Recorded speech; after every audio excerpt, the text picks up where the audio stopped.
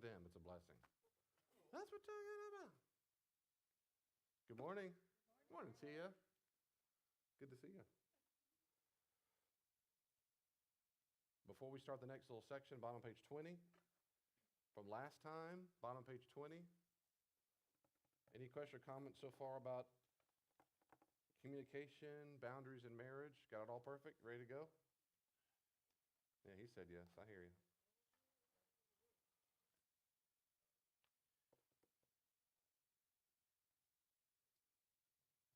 No question or comments so far? Okay, the bottom of page 20, I introduced this last time. I'm going to go a little slower on this part, and we're going to start in with boundaries with children today. But before that, just to wrap up with boundaries in marriage, if you have boundary problems in marriage, I would just get divorced and give up because life is hopeless. Let's pray right now. Heavenly Father, we thank you. I wouldn't do that because there's always hope. I'm telling you, I've seen some junk get better. It does take effort.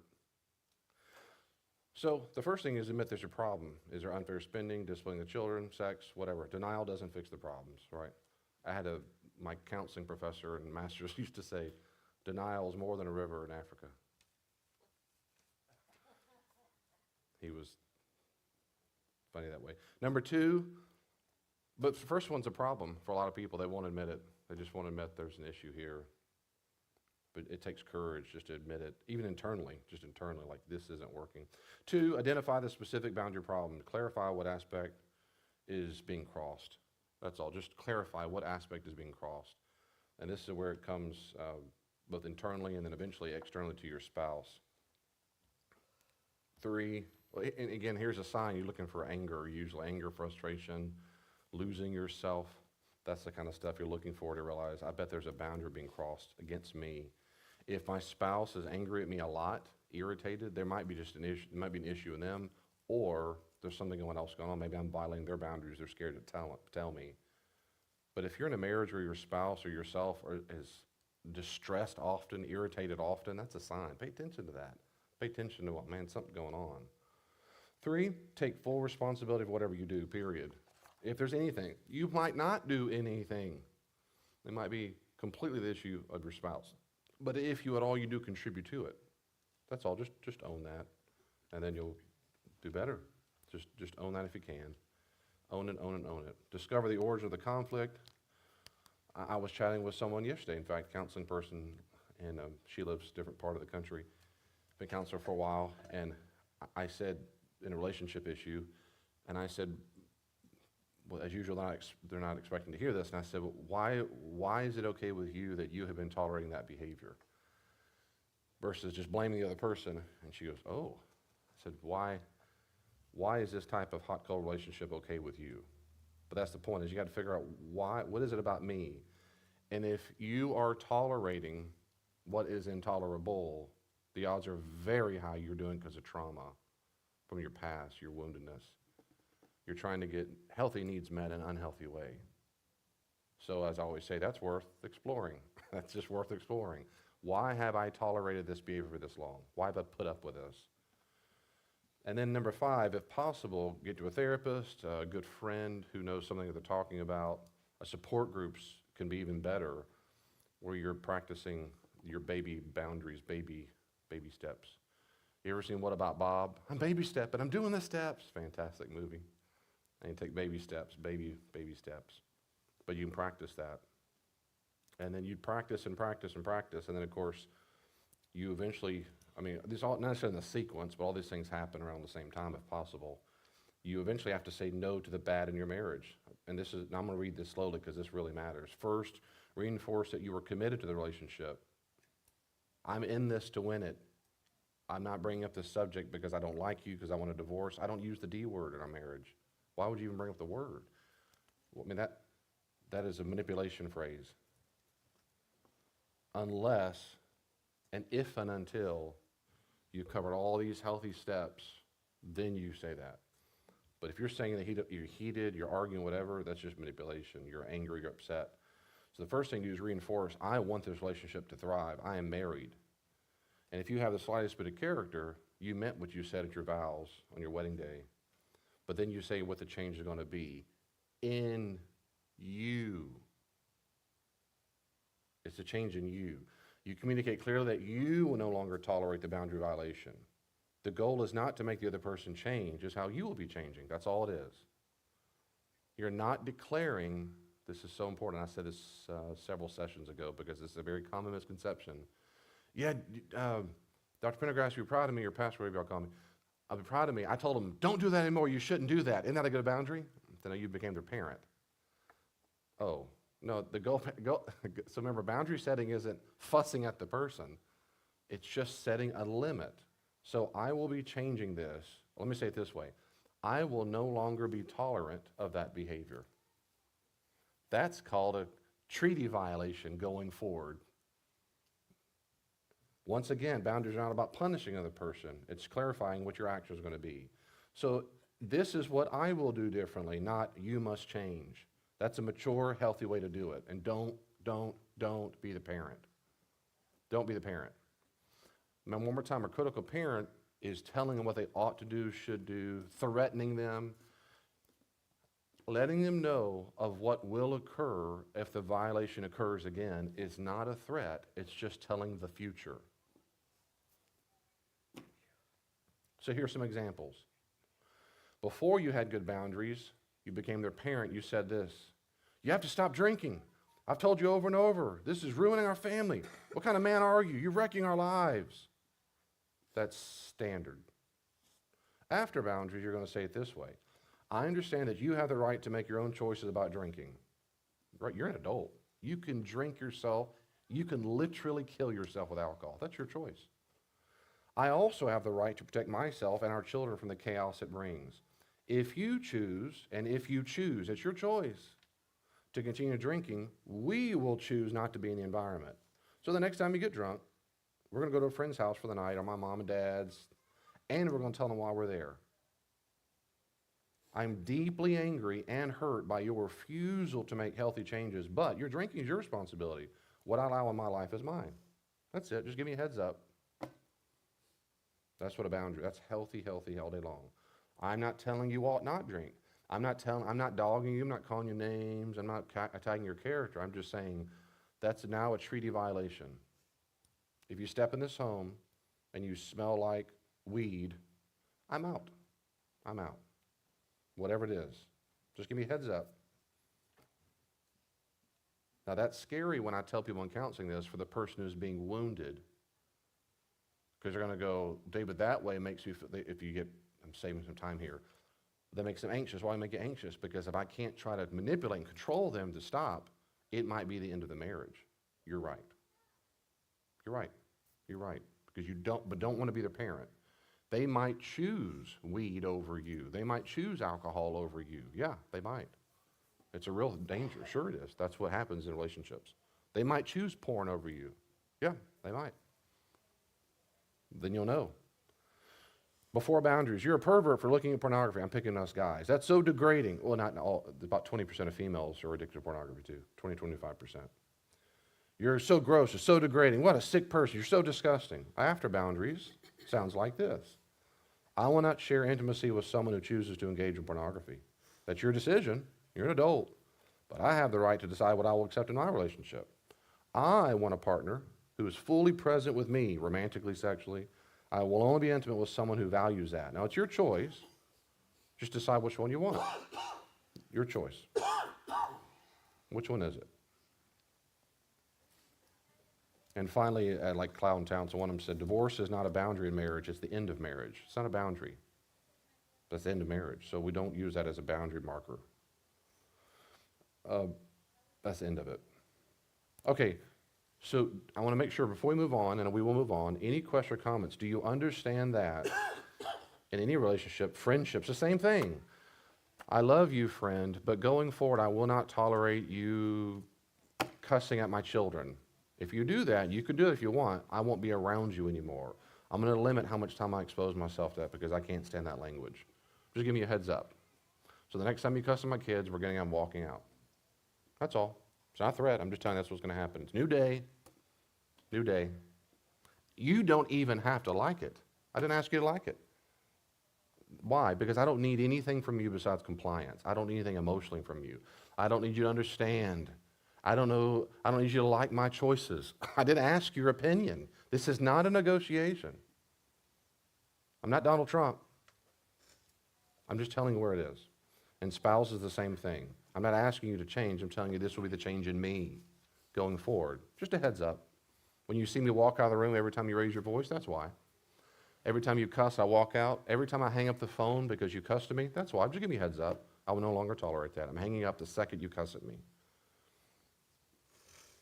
Okay, any questions, comments? And then they're going to be childish, and they're going to throw a fit. That's what happens with immature people. They're little babies. I don't like it. You don't have to like it, I understand, yeah. I love that. And also, by setting your boundaries, it takes any decision-making off of me at that moment, because I've already decided that this is what's gonna happen, this is what I'm gonna tolerate. Exactly right. So at that very moment, then, well, that's what I said I was gonna do. That's right. I love that. So in the moment, it takes the pressure off of trying to make a decision in the moment. You've already made the decision. You can still feel fear of their immature response. You have your own woundedness. But if you've been to therapists and friends and support group, you've built up enough internal character to go, I can tolerate their immature response. Tolerate. I don't have to like it, but I can process and go, yeah, they're going to throw a pitch of fit. But my decision's already made. I like the word, I made up my mind. In the South, we say all the time, I made up my mind.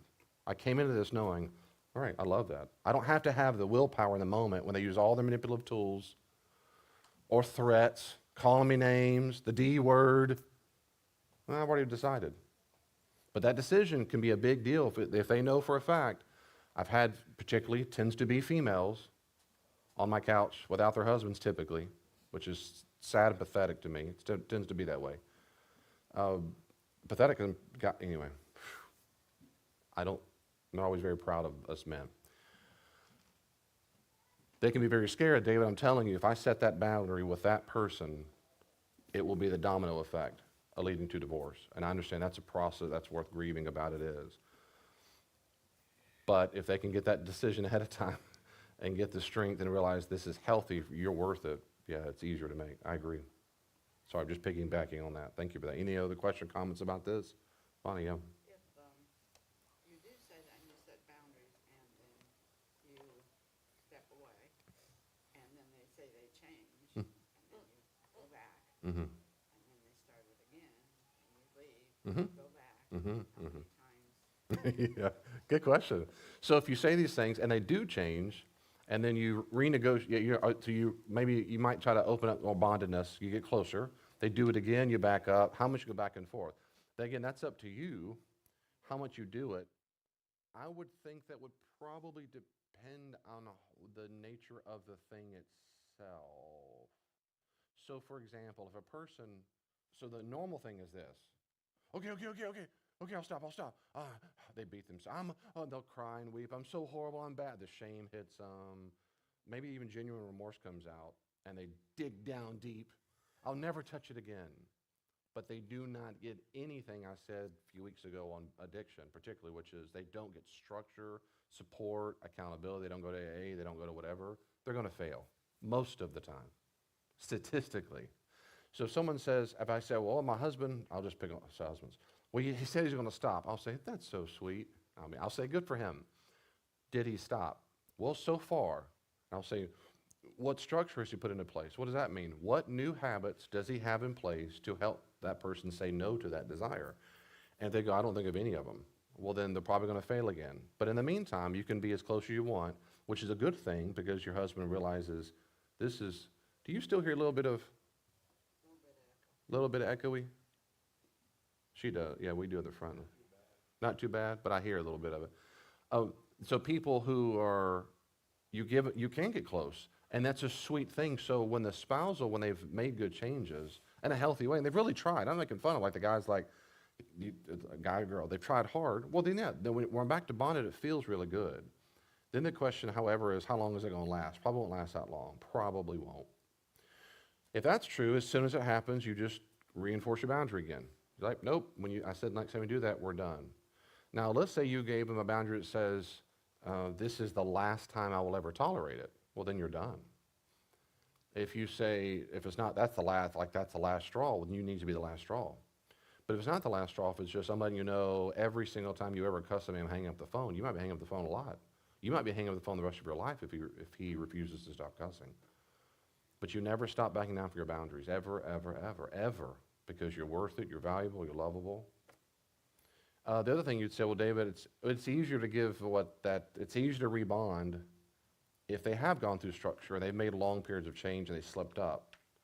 But if someone says it and then does it over and over, I mean, I'm going to tell them they're not repented.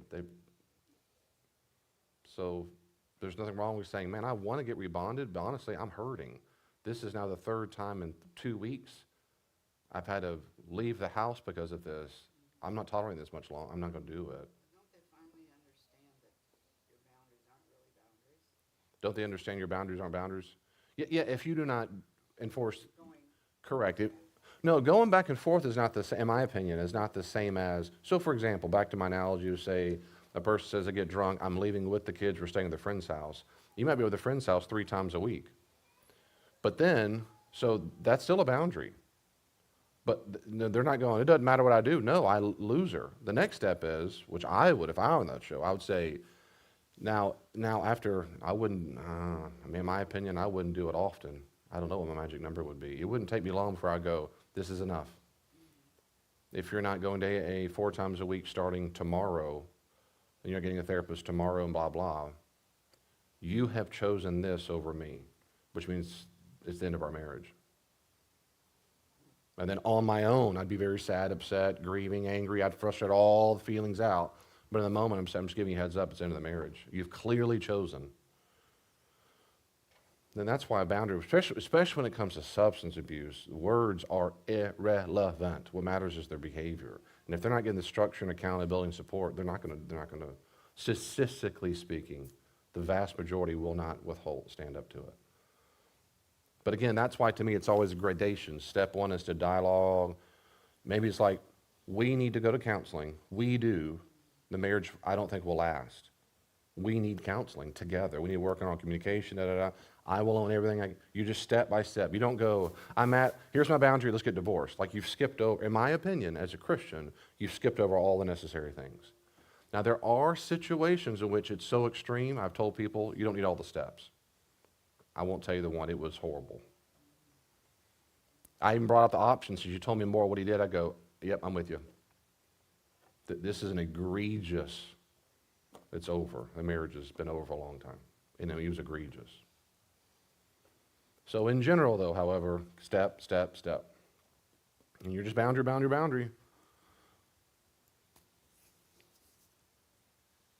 Any question? Doesn't necessarily have to be drugs or alcohol. Correct. Or any of that. It can be infidelity.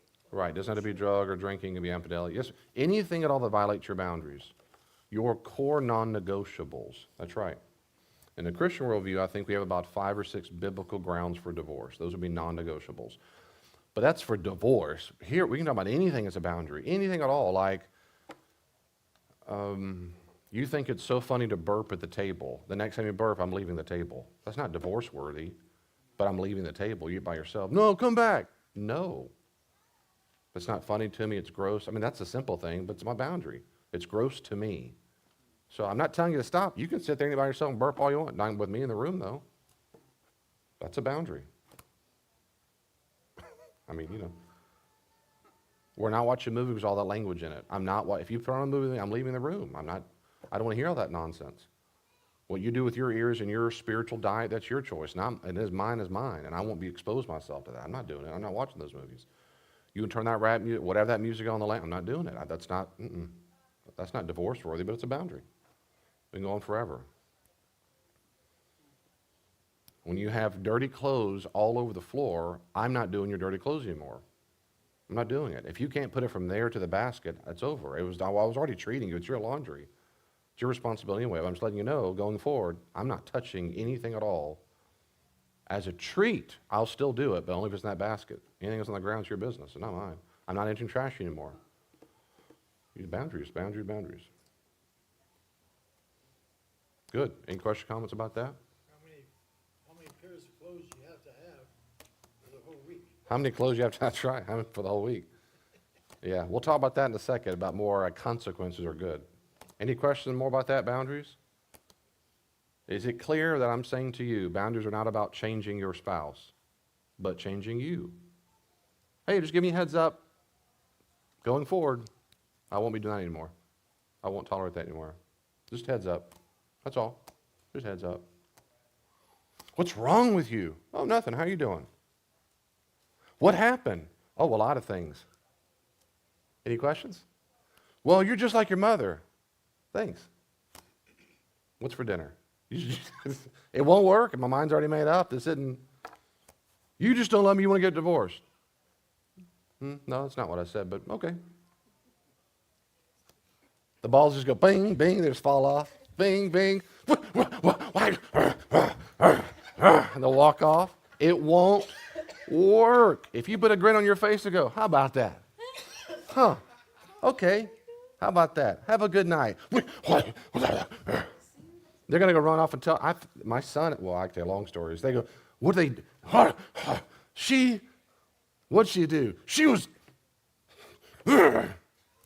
what? I know, I hate mine too. When they're so polite.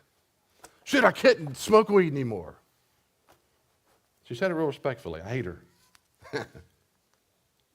It's real. It happens. But to get to that point, usually you need to really build up some healing in yourself. That's why these steps matter. To some degree steps. Some degree they can do synonymously, but I encourage people, say no at Taco Bell or French fries. No, I don't want ketchup. Just start practicing. Can I move ahead? Any questions or comments about that? Healthy boundaries with children. Healthy boundaries with children, page 22. Parenting is God ordained. It is a calling, I think, and it's stewardship. Stewardship. We don't use this word stewardship much anymore. In the ancient world, if you had good money and you had slaves and servants, you went on business trips, right? You went on vacations. And you didn't just lock your doors. You couldn't lock doors. So someone had to watch over your house and watch over all your stuff, your livestock, your farms, other servants, your children. Well, they put usually the head servant. The Greek doesn't matter. Being with the head servant, you can translate that at household ruler or steward. That's what it is. So stewardship means the capacity of managing someone else's stuff. It's not mine. Hired hand? Ever. A hired hand who has authority over the stuff. It's not mine. We went out of town a long time ago, and some of y'all got years ago, a different state. We had a guy named Paul Porter come over. He house sat for us. He sat around in our house, ate our food. Okay, he did. Hey, we're going to be gone for a while. We had dogs. He goes, sure, I'll do it. He was single. Like, sure. Well, he was the steward of our house. If someone knocked on the door, is this your house? Nope. Why are you here? Because I'm taking care of their stuff. That's all that is. That's what your children are. Children aren't yours. Christians need to really understand that. They're never yours in the first place. You're nothing but a steward. It is not your identity. It doesn't consume you. It doesn't define you. You brought them into the world, but they're not yours. That's very important to understand. They came out of your womb, but they're not yours. They're God's. They're not property. They're not extensions of yourself. They don't form your identity. They're not your pets to make sure you feel nice and warm and cozy and entertained. Throw toys at them all day long. When that really hits you, it's groundbreaking. It really does. For me, you're like, they're not even mine. Hayden and Joy are not mine. I'm now responsible to make sure that they are taken care of.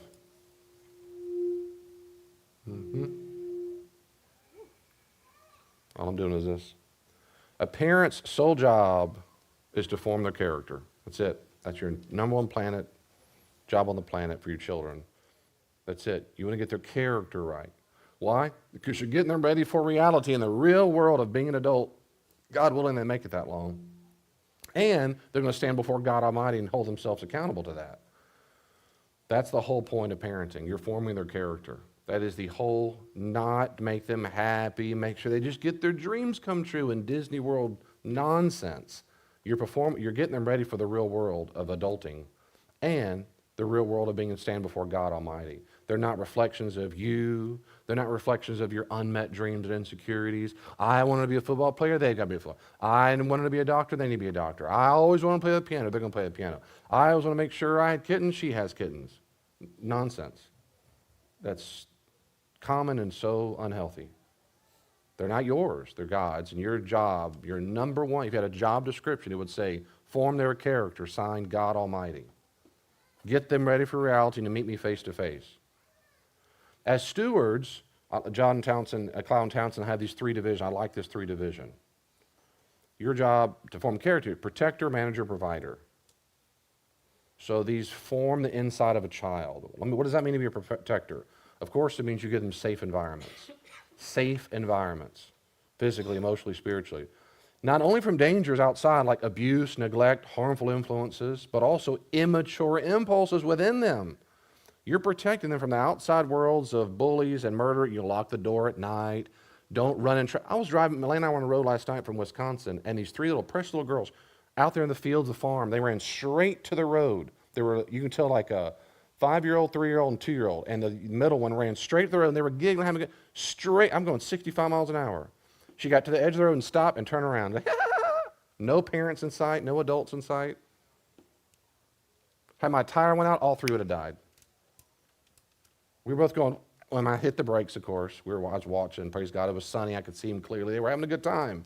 But they're dumb kids. Kids don't know the difference. They don't know whether my tire can blow. I thought it was so, they weren't protected. They weren't protected at all, besides me hitting the brakes.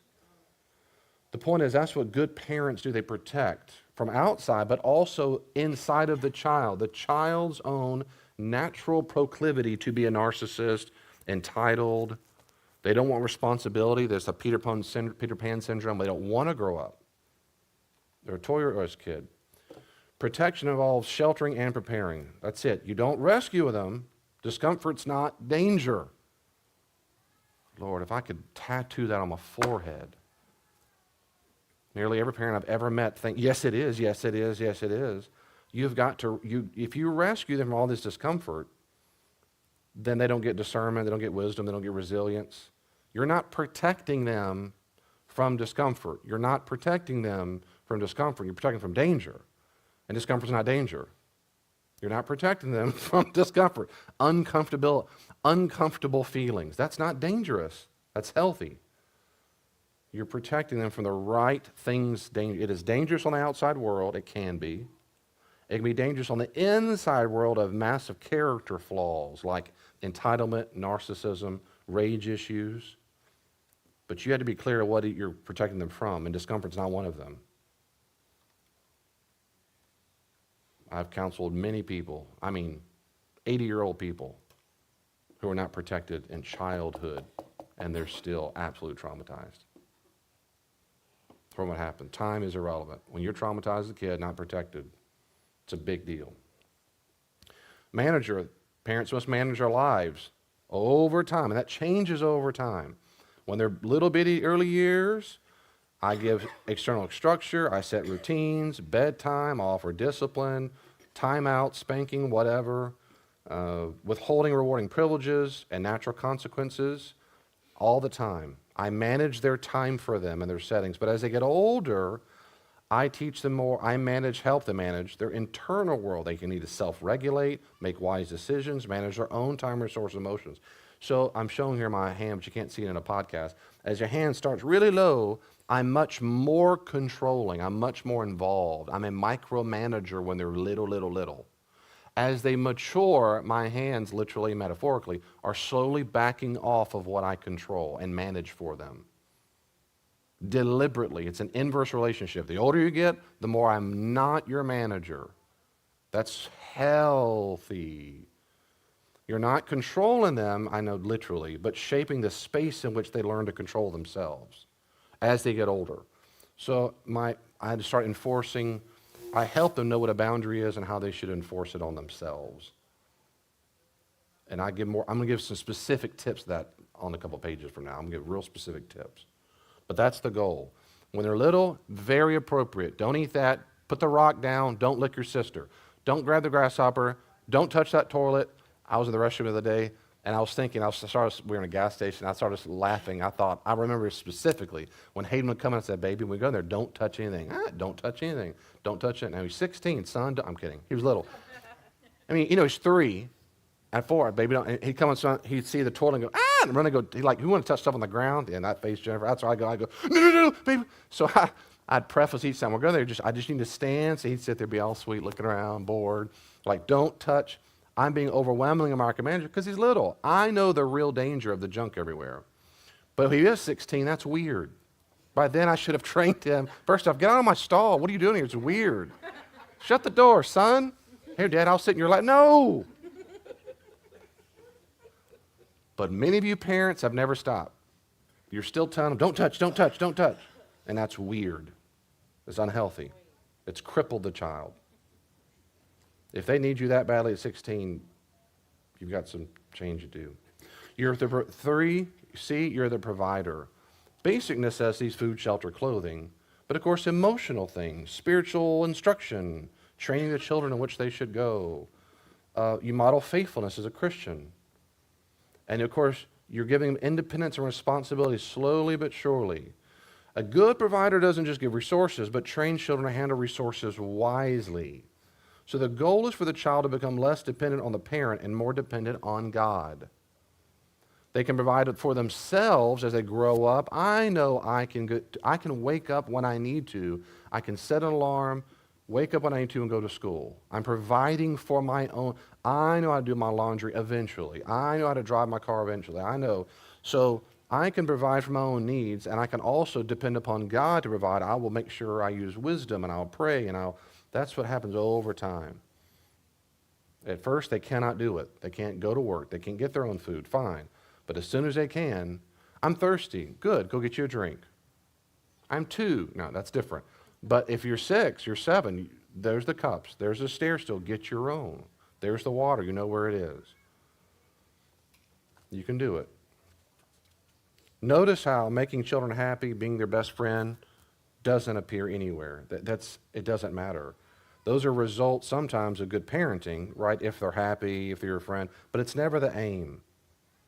Never, ever the aim. If your child says, I'm really happy, you go, wonderful, great. I guess that's great. I mean, it's good. Depends what you're happy about. I made the largest crack deal of my life. I'm so happy. I'm so proud of you as long as you're happy. That's ridiculous. The question is, why are you so happy? But if it's ever a healthy reason, I'm proud. I'm so happy. I worked hard, studied hard, got a good grade. Way to go. That's not the goal of parenting, but I'm glad you feel that way. When your child grows up and you take on more of the role of advisor or consultant, you can be more like a friend. We have things in common. My son Hayden is 20 years old. We have a lot of things in common. He's my son. And so I can talk about movies and music and technical nerd crap, all the time. And that's more like a friend, but he's gotten older. We can talk about, hey, did you see so-and-so come out, new movie trailer? We can talk. It's cool. He's not my BFF. He's never going to be my BFF. But he takes on more of the role of that. I'm also still his dad and consultant. That's normal. But that's not the goal of parenting. I wasn't raising a future friend. I've got to make sure he likes what I like so I can really have a buddy when he gets older. Because I'm so lonely. Don't you leave Daddy. Ugh. That's a lot of parents really deep down, that's what they think. That's not the goal. The question always is, does this develop their character? Does it develop their character? Does it develop their character? If the answer is yes, you're on track. If the answer is no, you might not be on track. So I like these 3 major ways of thinking about it. I'm a protector, I'm a manager, and provider. And all 3 slowly change over time if you're doing it well. Any questions or comments about that? What your role is? Anybody at all? If you want a handout, there's some back there on the table. Yeah, no, Hmm? I'll get it in a minute. Thank you. I didn't know there was a new one. Yes. Good. Any questions or comments about that?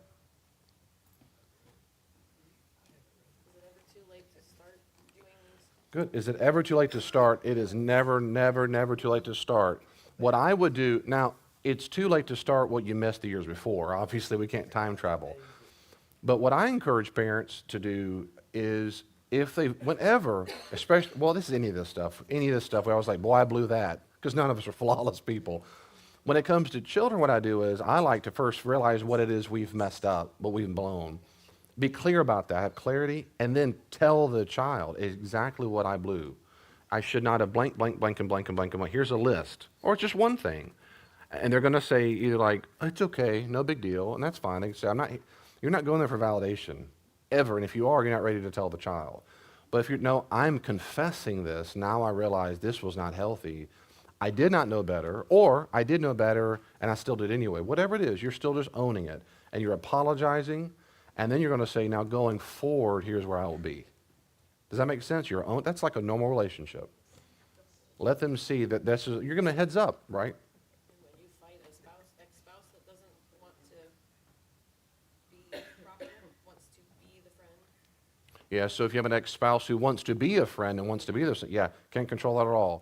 And as you know, in my view is when you have, a split home like that for the child, who can be very confusing, I would always want to be the parent who was the safe, consistent, healthy parent. So when you're in my presence, my job description is still the same, which is I'm forming your character. And your role, he might screw up everything I work on. That's between him and God and you. But in my presence, my job description has never been changed. Ever been changed. And so I'm going to be a safe place for you. I can't imagine for you how difficult it is to go from house to house. The rules might be, I get it, my goodness. But I love you too much to be unhealthy. I love you too much to be dysfunctional. And I'm working on me as fast as I can to make sure I'm as healthy as I can for you. We just own that. What a great model that is for our kids. Woo, that's fantastic.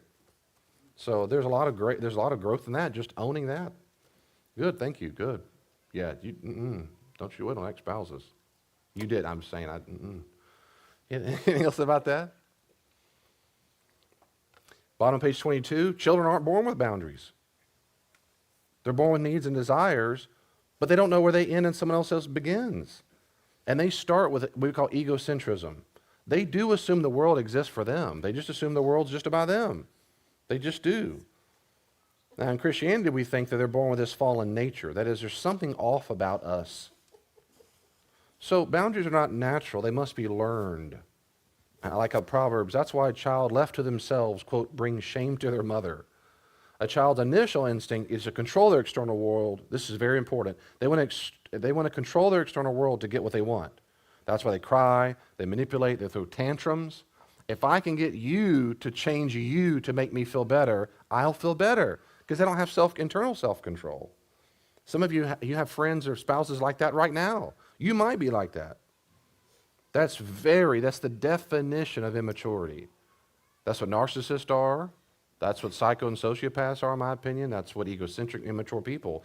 Their whole view is that if I change you, I'll change you so I feel better on the inside. That's what rescuers do. But it's through consistent, loving external boundaries set by caretakers, they begin to internalize feelings, choices, responsibilities. That's mine. And then what's not mine? Your emotions, problems, and reactions. They have to be taught it. They have to. Now, we parents increase their egocentrism when we do healthy things like, wah, wah, wah. Here's a bottle. They learn, when I start pitching a fit, I get milk. When I pitch a fit, my diaper gets changed. It works. Every time I want something, they come running. When they don't get that, like in orphanages or a negligent home, addict parents or whatever, they don't learn that. They go through infant depression. They learn that it doesn't matter what I think I need because no one's going to come help me. So we don't want that. That's neglect. It's just that we do come to their, but it's part of the problem is we're training them to be egocentric by meeting their needs. But as soon as possible, this little appropriate dance where our hands come off. No, baby, no. Just because you throw a fit. Now, as soon as you can talk, tell me what your needs are, and I'll decide whether I get them or not. And if it's healthy and forming your character, I'll do it. Otherwise, no. But I want that toy. Ah! I know you do. Had a woman, she said, when the little girl came in, she pitched a fit. She said, no, she fell on the ground, was kicking her feet, and just like a dead roach, just kicking her feet, throwing a fit. She looked down and walked to the kitchen. Girl walked around to the kitchen, fell on the ground, did it again. She was 12. It was weird. No, she wasn't. She was little.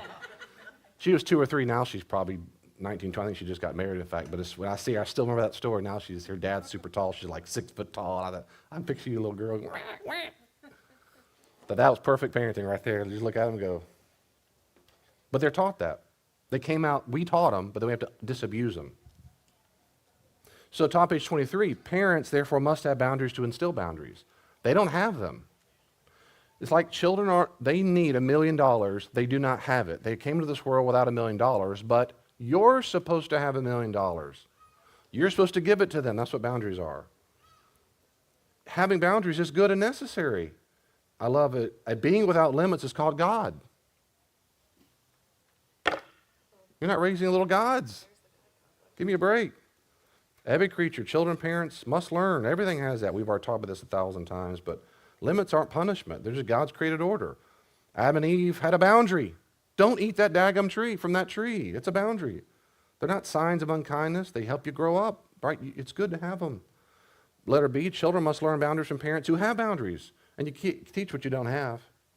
I mean, you don't have them. The kids are confused. They don't know what's okay. They don't know what's not okay. They don't know what's theirs, what's not theirs. They just don't know. And one way we teach children boundaries is we talk about them. We say, that's not your responsibility. You're allowed to say no. You can be upset, but you cannot hit. Respect your sister's no. We said that from our children at an early age. We have video of Julia fussing at the cats. And she said, no, no, Ariel, respect princesses, no. That's boundaries. It's just teaching a vocabulary. Hayden, no. Julia said no, respect her no. When he's 5, 6 years old. At first he didn't know what that means, and he realizes what we say and we enforce it over and over. If you do that again, then we're going to have to discipline you. She said no. And we had words like, we have certain ways of saying, like they could say, stop, stop, ha-ha, like they're laughing or giggling or tickling, whatever, ha-ha. But if they said, please stop, it's over. Like mom and dad stepped in. So if she said, like sometimes she'll say, stop, ha-ha, and then she'll do it to him. You know how they do. But if she said, please stop, same thing with him. That's it. If they ever said, I said, please stop, and I would hear it, but even from a distance, did you hear what they said? Respect their no. No, that's not your responsibility, it's hers. No, Hayden, let her do it. It's her job to do this. She said she would do it. I'm teaching that vocabulary. Thank you, baby, but you're not mom and daddy's therapist. Thank you. You don't. Thank you. It's sweet to care, but you're not here to rescue me from it. It's okay for mom to be sad. That's healthy and normal. I don't need you to make sure I'm not sad. Thank you for being caring, though, but I need to cry. That's healthy. Healthy crying is normal. That's your responsibility. Maybe supportive. I don't need your support. What I'm saying, my responsibility is my own feelings. And then you model it. You model it. Children internalize life, not lecture. You can talk to your nosebleeds. They're going to watch you and do it. Do what I say, not what I do. Bad parenting. Many boundary violations are passed on unintentionally. Don't talk about that. It teaches you that truth is unsafe. We're going to see your Uncle Bob. Don't talk about his bad breath. Listen, I know she cusses a lot, Aunt so-and-so, but I know, baby, but she's family. Don't say anything about it. I know you can't breathe when they smoke in the room all the time, but don't say, I know you don't like it, you get scared when he's drunk, but that's Uncle Bob, that's your dad, that's Grandpa. Don't talk about it. So truth is unsafe. That's exactly what they learn. And my needs to get away from an unsafe environment, they don't matter. Because, quote, family trumps my feelings. Family trumps my fears. That is a horrible lesson to learn, and most kids learn it. Don't talk about that. That's bad modeling. Come give me a hug. I'm sad. Teaches emotional enmeshment. Your feelings are my job to fix. Man, they confuse the snot out of a kid. I'm going to say this later on too. We do the same thing about God. God sure is sad that you did that. Oh Lord, the God of the universe needs me to rescue him from sadness. I'll never sin again. Ugh. Golly. Anyway, we'll talk about that later too. Or you can model it in a healthy way. No, baby, thank you. Let me pause there. Yeah. So what do you just tell them that their breath stinks? Let the kids say. That's right. Good question. Do you just say your breath stinks? So in that exact analogy, what I would do is they could say, tell me, and I would say I would say, that is true. Maybe naturally happens, maybe it's halitosis, is a disorder, I don't know. But then I would teach your child, it is true. I would validate it. Yeah, they're right. Uncle Bob's breath does stink. What do you think about that? Or so what? They might go, okay.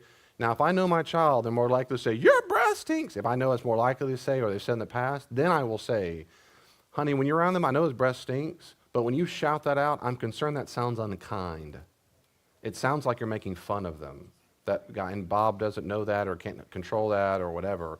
So is that why you're saying that? Help me understand why you shout that out. But, I didn't know he knew that. I mean, kids can just be, they don't know that, right? Sometimes they just don't know. They're not being mean. They didn't know. You go, oh.